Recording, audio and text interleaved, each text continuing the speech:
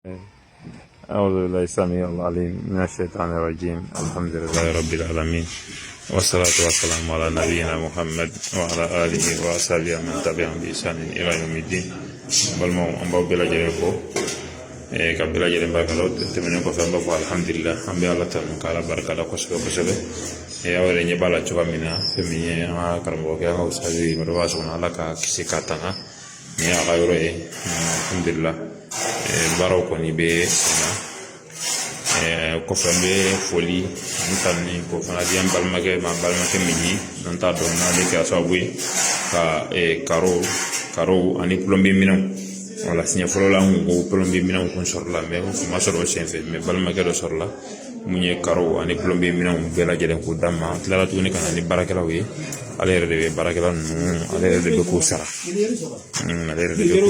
donc an b'a fɔ ka barikada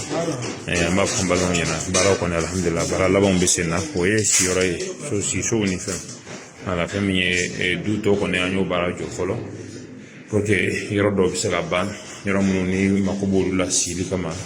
sani a ka denbaya bɛ se ka yɛlɛma olu kɔnɔna na cogoya min na o kɔfɛ ni dɛmɛw sɔrɔla an bɛ continuer ni baara tɔw ye an ka ɲɛ b'a la ne bɛ karon carton de la yan nɔ baarakɛlaw fana bɛ baara la wala fɛn min ye nin yɔrɔ kɔni an mago bɛ nin yɔrɔ finition de la nin bâtiment min filɛ nin ye an mago bɛ ciment ani nɛgɛ ani bâtiment in fana a bɛ se ka datugu cogoya min na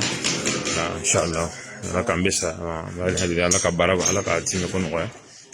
mɔgɔ minnu mun ye dɔɔnin bɔ mun ye caman bɔ ala ka sala kɛ a bɛɛ lajɛlen jannatul firdaus ye assalamu alaikum wa rahmatullahi wa barakatuh.